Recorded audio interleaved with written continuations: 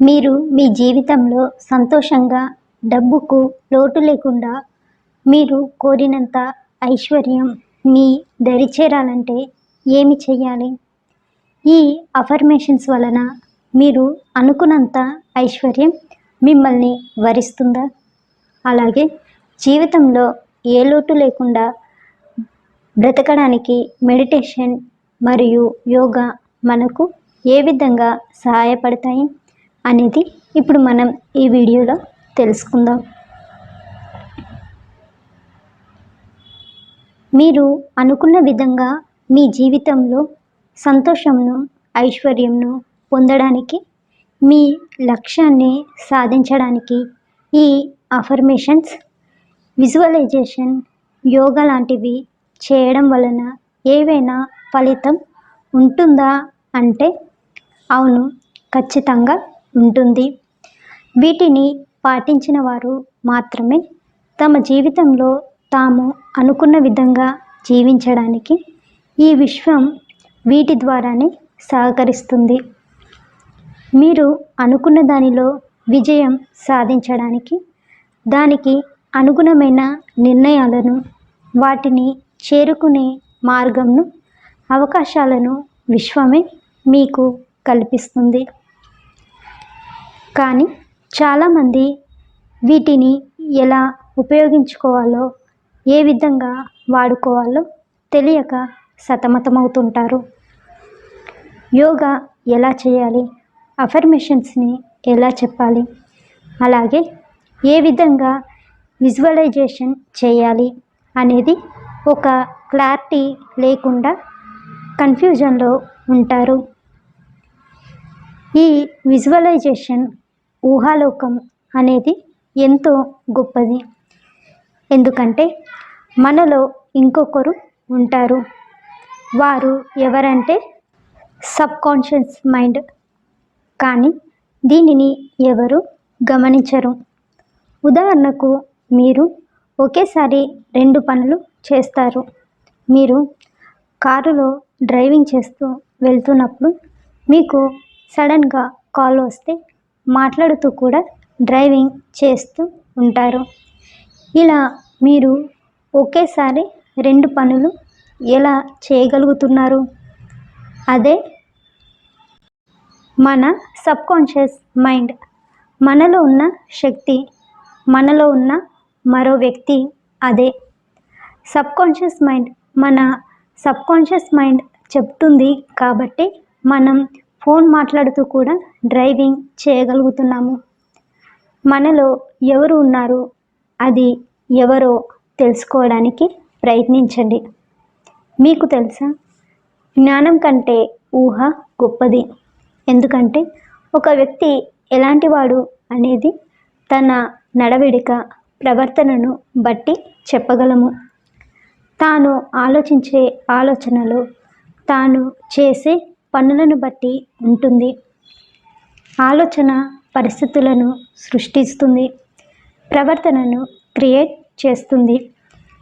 ఈ ప్రవర్తనను బట్టి కూడా విజయం సాధించవచ్చు. బలంగా అనుకుంటేనే అనుకున్నది సాధిస్తావు. ఏమి అనుకోవాలి, ఎలా అనుకోవాలి? మన చుట్టూ ఉన్న వాతావరణం మన ఆలోచనలను సృష్టిస్తుంది. మన ఆలోచనలు మన వాతావరణాన్ని మారుస్తుంది. కావున మీరు ప్రశాంతంగా, పాజిటివ్గా ఉండాలి అంటే అలాంటి వారి మధ్యనే ఉండాలి.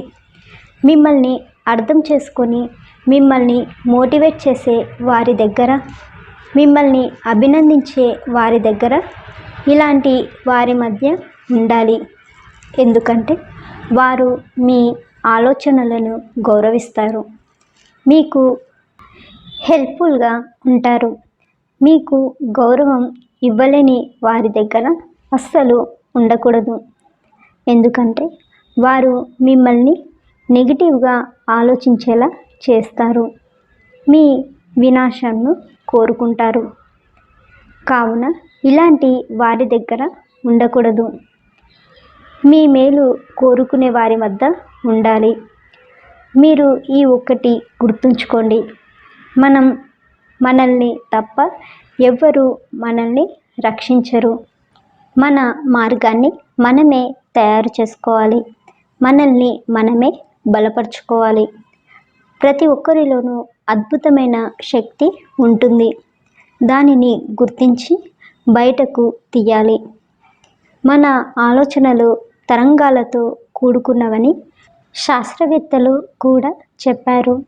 అలాంటప్పుడు మన ఆలోచనలు ఎలా ఉండాలో చెప్పండి. మనం ఎప్పుడైతే పాజిటివ్గా ప్రశాంతంగా ఉంటామో అప్పుడు మనకు బలమైన నమ్మకం ఏర్పడుతుంది. మనం మాట్లాడే మాటలు, మనం చేసే ఆలోచనలను బట్టే మన జీవితం ఉంటుంది. అలాంటి వాటిని సృష్టిస్తుంది. ఈ ఆలోచన విషయంలో నిర్లక్ష్యం ఉండకూడదు. ఇలా ఉంటే నీ ఆలోచనే నీ పనిని ఆపుతుంది. నీ ఆలోచనలే విజయం వైపుగా నడిపిస్తుంది. నీవు ఎలా ఉండాలనుకుంటున్నావో అది నీ ఆలోచనలపైనే ఆధారపడి ఉంది. మనం ఏదైతే ఇస్తామో మనకు అదే తిరిగి వస్తుంది. మన గురించి మనం ఏమి అనుకుంటామో అదే వాస్తవం. మీరు ఎప్పుడైతే మీ ఆలోచనలు, మాటల మీద దృష్టి పెడతారో అప్పుడే మీ జీవితం మీకు సులువుగా మారిపోతుంది. మీరు ఏది కావాలి అనుకుంటే అది మీ దగ్గరకు ఖచ్చితంగా వస్తుంది.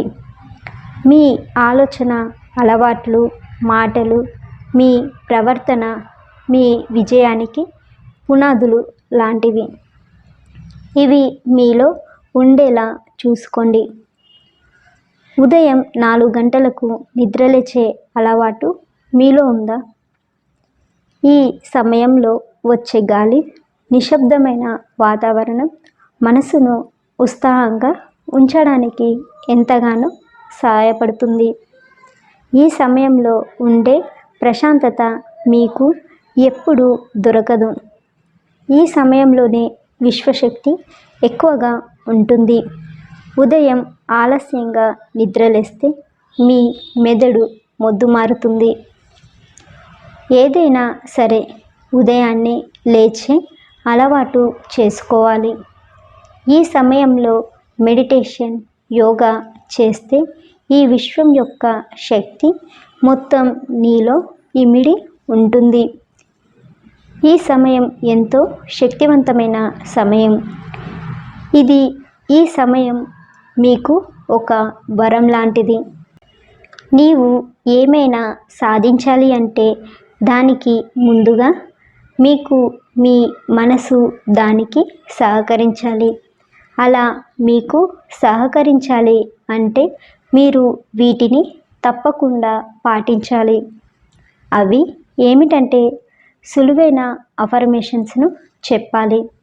యోగా, మెడిటేషన్ లాంటివి చేయాలి.